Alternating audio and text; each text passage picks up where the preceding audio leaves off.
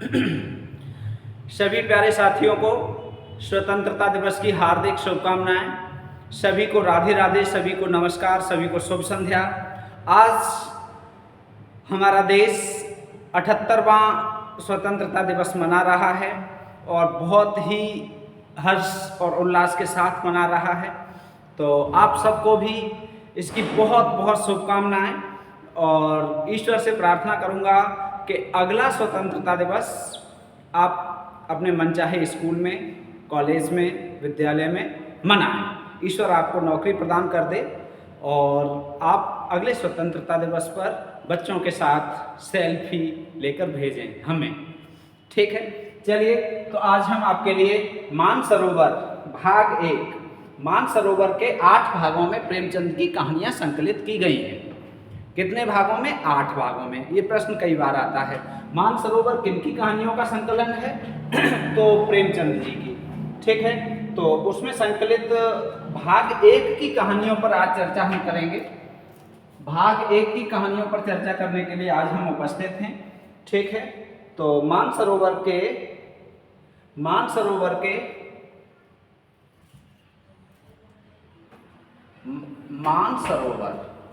ठीक है के भाग 1 में संकलित कहानियां, मानसरोवर के भाग 1 में संकलित कहानियां। ठीक है, भाग 1 में संकलित कहानियां और उनके पात्रों की भी चर्चा करेंगे। महत्वपूर्ण पात्र होंगे उनकी चर्चा करेंगे बस। ठीक है, महत्वपूर्ण कहानियों के पात्र होंगे उनकी चर्चा करेंगे। तो चलिए शुरुआत करते हैं। आशा और विश्वास ये है कि एक क्लास आपके लिए उपयोगी साबित होगी। चलो शुरुआत करते हैं।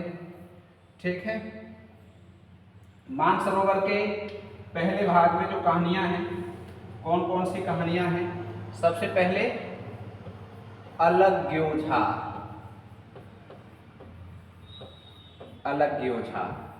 ठीक है, ये पहली कहानी कौन सी कहानी है? अलग्योझा।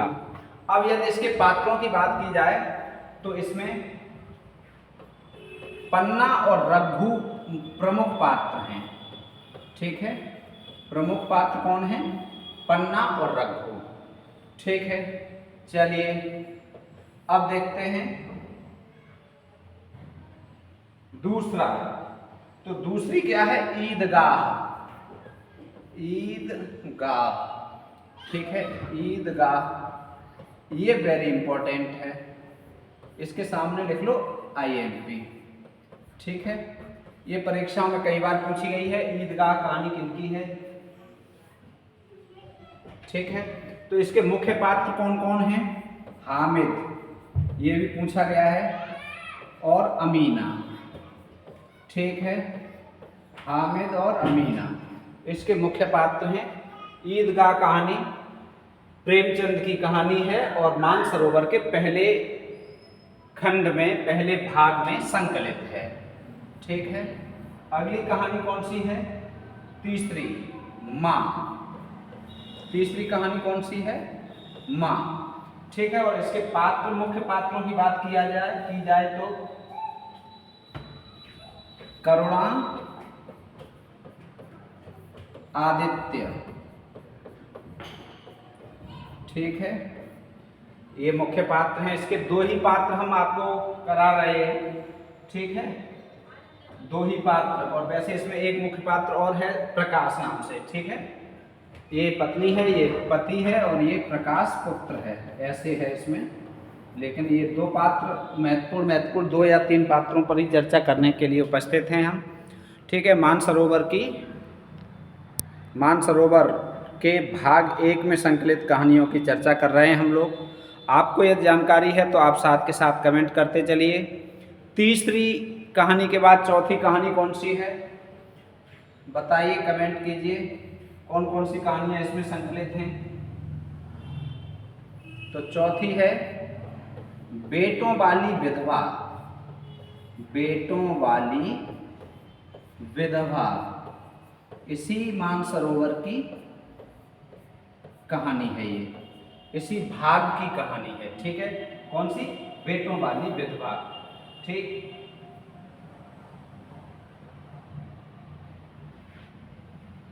पात्र फूलमती और अयोध्यानाथ। ठीक है, अयोध्यानाथ। ठीक, महत्वपूर्ण पात्र कौन कौन हो गए? फूलमती और अयोध्यानाथ। ठीक, महत्वपूर्ण पात्र दो या अगला देखो 3 पर ही चर्चा करेंगे। वैसे पात्र तो इनमें और भी हैं, ज़्यादा हैं, लेकिन ज़्यादा फिर समय लगेगा। जैसे फूलमती के पुत्र हैं 4, बड़ी बहू है, पुत्री है कुमुद जिसका नाम है। ठीक है, अगली कहानी है बड़े भाई साहब। बड़े भाई साहब, बड़े भाई साहब। ठीक है, इसके सामने लिख लो वेरी इंपॉर्टेंट। ठीक है, ध्यान रखेंगे जैसे इंपॉर्टेंट या वेरी इंपॉर्टेंट बता रहे हैं, समझ लेना वो इंपॉर्टेंट या वेरी इंपॉर्टेंट है। केरल से एक अपने विद्यार्थी हैं, हमें नाम याद नहीं आ रहा, उस दिन मैसेज कर रही थी कि सर एक खास बात हमने देखी है कि आप जो बहुत महत्वपूर्ण होता है उसे ही महत्वपूर्ण बताते हैं, महत्वपूर्ण को ही महत्वपूर्ण बताते हैं, इम्पोर्टेंट को ही इम्पोर्टेंट बताते हैं। ऐसा हमने बहुत देखा है, परीक्षाओं में आते हैं प्रश्न जो आप इम्पोर्टेंट बताते हैं। कमेंट कर रही थी, कहाँ से? केरल से, केरल से, मुंबई से। ठीक है, तो जरूर कम हैं प्रद्योत गुरुकुल को देखने वाले, लेकिन हैं हर जगह, हर राज्य में हैं। आंध्र प्रदेश से भी कई लोग देखते हैं, कमेंट फोन मैसेज करते हैं। ठीक है, और अपने हिंदी भाषी राज्यों में तो ज़्यादातर हर राज्य से देखते ही हैं। ठीक है, तो इसमें सबसे मुख्य पात्र कौन है? बड़े भाई साहब। बड़े भाई साहब बहुत अच्छी कहानी है और ये स्नातक के पाठ्यक्रम में लगी हुई है हमारे यहाँ, मतलब आगरा विश्वविद्यालय और अलीगढ़ विश्वविद्यालय में।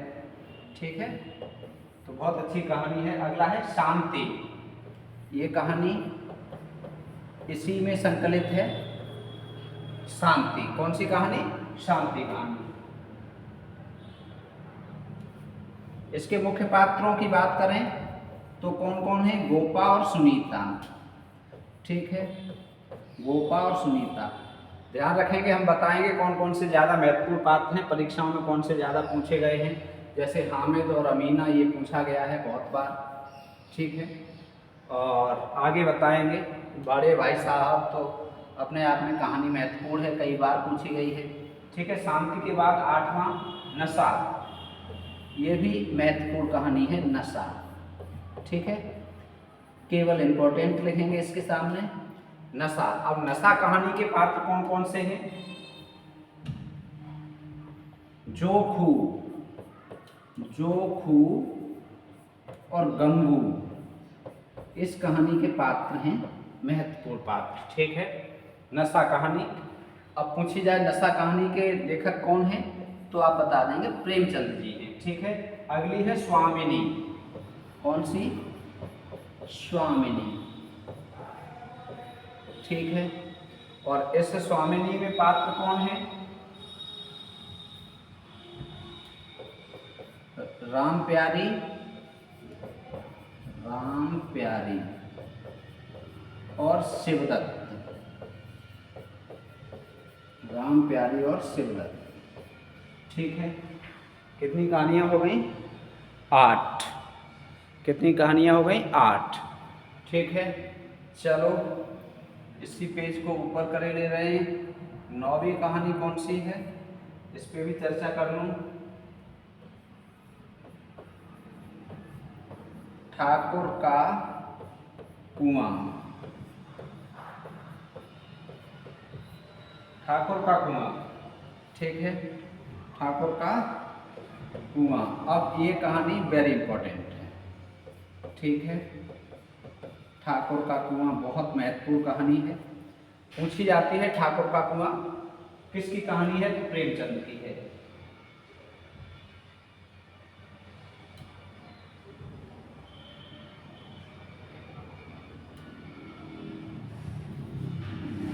ये पात्र इसमें इसके हमने बता दिए यहाँ पर, ठीक है, भूलवश लिख दिए हैं, ठीक है। नशा के पात्र ठाकुर का कुआं में बता दिए, ठाकुर के कुआं के पात्र थे, ठीक है। ईश्वरी और वीर इसके पात्र हैं, ईश्वरी और वीर, ठीक है। और ये है जो यहाँ लिख दिए धोखे से, उनके पात्र हैं जोखू और गंगी, जोखू, ठीक है, जोखू और गंगी, ठीक है। ये 9 कहानियाँ हो गई। अब देखो 10वीं कहानी। 10वीं कहानी कौन सी है? घर जमाई, ठीक है, घर जमाई। किनकी कहानी है? प्रेमचंद की। 11वां कहानी कौन सी है? ठीक है, इसका पात्र कोई जरूरी नहीं है, ज़्यादा महत्वपूर्ण नहीं है, हरिधन, ठीक है, और उसकी सास। अगला है 11वां पूस की रात, पूस की रात, ठीक है, मोस्ट इम्पॉर्टेंट है, बहुत महत्वपूर्ण है। पूछा जाए पूस की रात किस संकलन में संकलित है, तो आप बता देंगे कौन से संकलन में संकलित है। पूस की रात मानसरोवर के पहले संकलन में, भाग 1 में, ठीक है। इसके पात्र हल्कू, मुन्नी और जबरा, ठीक है। ये जबरा बहुत पूछा गया है। जबरा कौन है? इसमें कुत्ता है, ठीक है, ये बहुत पूछा गया है। हल्कू भी पूछा गया है, तो जबरा बार बार पूछा गया है। इसमें से आप तैयार रखेंगे जबरा, पूस की रात, ठीक है, जबरा। अगला देखो 11वां, देखो 11वीं हो गई। 12वीं देखो तो फिर झांकी। 12वीं कहानी कौन सी है? झांकी, ठीक है। अगली है 13वां गुल्ली डंडा, गुल्ली डंडा। गुल्ली डंडा आपने खेली होगी, हमारे यहाँ तो किल्ली डंडा खेल कहा जाता था, जो इस तरह से डंडा मार के और इस तरह से मारा जाता था। बचपन में खेल खेलते थे, उसे किल्ली डंडा बोलते थे, और वैसे कुछ जगह पर इसे गुल्ली डंडा भी बोलते हैं। तो ये एक कहानी है, किनकी है? ये प्रेमचंद की है, ठीक है। चलो अगला है ज्योति, 14वां ज्योति, ठीक है, कहानी है ज्योति। बूटी इसकी पात्र है। अगला है 19वां, 14वां, 19वां क्यों,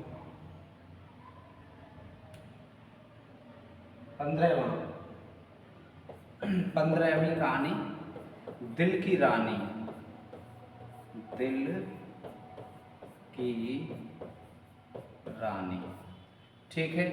दिल की रानी प्रेमचंद की कहानी है और भाग 1 में संकलित है, ठीक है। हबीब और तैमूर इसके पात्र हैं। अगला है धिक्कार, 16वीं कौन सी है? धिक्कार कहानी, ठीक। धिक्कार कहानी किसने लिखी? प्रेमचंद ने। धिक्कार कहानी के बाद 17वीं है कायर। 17वीं कहानी कौन सी है? कायर। 18वीं शिकार, शिकार, ठीक है, इसकी पात्र है वसुधा, ठीक है। इसकी महत्वपूर्ण पात्र कौन सी है? वसुधा। शिकार के बाद अगला है सौभागी, 19वीं कौन सी है? सुभागी। किसने लिखी है? प्रेमचंद ने। इसकी नायिका भी इसी नाम से है, तो इसे अलग से याद करने की आवश्यकता नहीं पड़ेगी, केवल कहानी याद कर लो। ये नायिका है इसकी, सौभागी, ठीक है। इसके बाद कौन सी है? अनुभव, 20वीं कहानी अनुभव, ठीक है, अनुभव। इसका नायक अनुभव है, ठीक है। चलो अनुभव में कौन कौन है? कथावक्ता, नायिका, अध्यापक हैं। अगला है लांछन 21, लांछन, ठीक है। 22वां आखिरी हीला,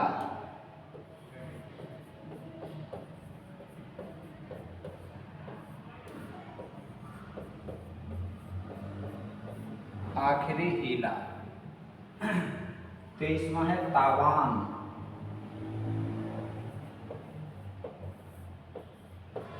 ठीक है।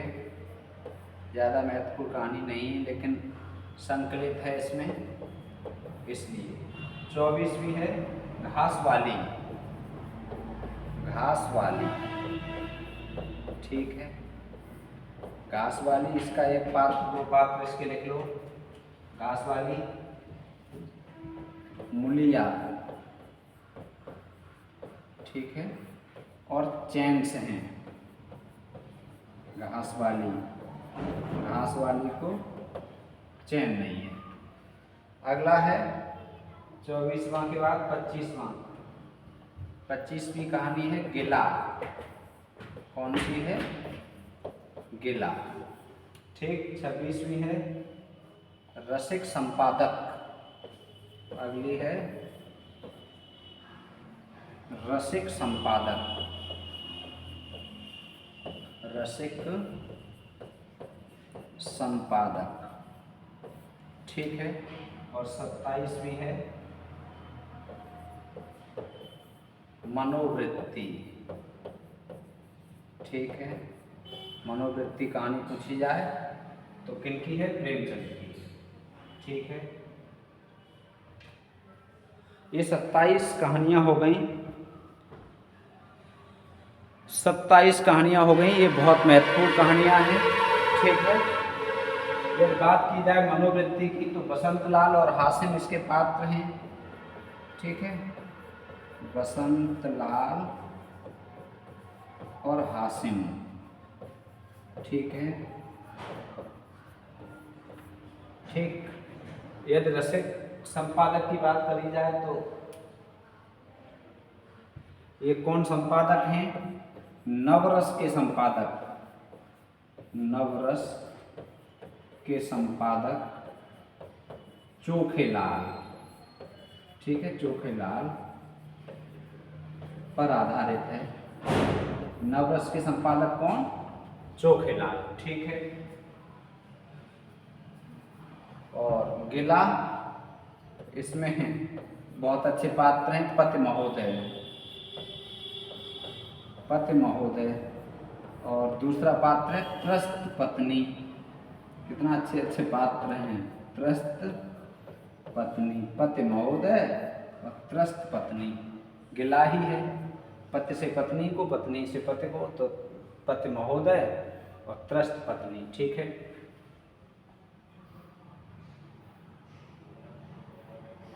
ये देखो, अब ये है एक, यहाँ पर है दिल की रानी। अब ये दिल की रानी है, इसमें हबीब और तैमूर लिख लेना पात्र, ठीक है। हबीब और तैमूर, ठीक है। तैमूर तो आप जानते ही होंगे कौन है, तैमूर के बारे में थोड़ा बहुत तो जानते ही होंगे, ठीक है। हबीब और तैमूर, ठीक। ये प्रमुख कहानियाँ हो गई। कौन सी? प्रेमचंद के भाग 1 मानसरोवर में संकलित, ठीक है। मानसरोवर में संकलित जो भाग 1 में संकलित हैं। सबसे ज़्यादा महत्वपूर्ण ईदगाह, एक बार संक्षेप में चर्चा कर ले रहे हैं। आपको विशेष रूप से ईदगाह परीक्षाओं में पूछी जाती है, ठीक है। बेटों वाली विधवा, ये भी कुछ बात पूछी गई है। ये तो बहुत महत्वपूर्ण है बड़े भाई साहब, ईदगाह बहुत महत्वपूर्ण है, ठीक है। माँ भी पूछी जाती है। और नशा, ये भी महत्वपूर्ण है, पूछी गई है, ठीक। ठाकुर का कुआं, ये देखो, ये बहुत महत्वपूर्ण है, ठाकुर का कुआं। ठीक है, ऐसे ऐसे। इसके बाद पूछ की रात, ये बहुत महत्वपूर्ण है। इसका हल्कू बहुत पूछा गया है और इसका जबरा बहुत पूछा गया है। ठीक है, जबरा कुत्ता है इसमें। ठीक, इनके बाद की ये कुछ कहानियाँ कम महत्वपूर्ण हैं। ठीक है, ज़्यादा नहीं पूछी गई हैं परीक्षाओं में, लेकिन आप थोड़ा सा नज़र डाल के रखें, क्योंकि हर बार एक नई कहानी पूछी जाती है, और नई कहानी पूछी जाती है तो फिर उसे बताने में समस्या होती है। तो केवल बस इतनी नज़र डाल लो, एक दो बार देख लो, जिससे पता चल जाएगा कि ये प्रेमचंद की कहानी है। सबसे पहला प्रश्न तो, प्रेमचंद ने बहुत कहानियाँ लिखी हैं तो पता नहीं लगता कि कौन सी कहानी प्रेमचंद की है। और दूसरी कठिनाई ये कि किस खंड में है मानसरोवर के। तो ये अब थोड़ा कठिन प्रश्न आने लगा है, मानसरोवर के किस खंड में है, ये थोड़ी कठिन प्रश्न, कठिन बनाया जाएगा तो आएगा, अन्यथा इनकी कहानियाँ ही आती हैं। तो मुख्यतः आप इनकी कहानियों पर एक नज़र रखेंगे। ठीक है, तो पहले खंड की कहानियाँ यदि आपको ये अच्छा लगा, ये कंटेंट, ये क्लास, तो आप बताएं तो हम दूसरा खंड, तीसरा खंड और 8वां खंड की कहानियाँ आपको एक एक करके करा देंगे। ठीक है, आज के लिए इतना ही। पुनः पुनः कोटिशः स्वतंत्रता दिवस की शुभकामनाएं, हृदय से शुभकामनाएं। आप सभी को शुभ आशीष। बांके बिहारी आप सब पर कृपा करें, माँ सरस्वती आप सब पर कृपा करें। बहुत बहुत धन्यवाद, बहुत बहुत धन्यवाद।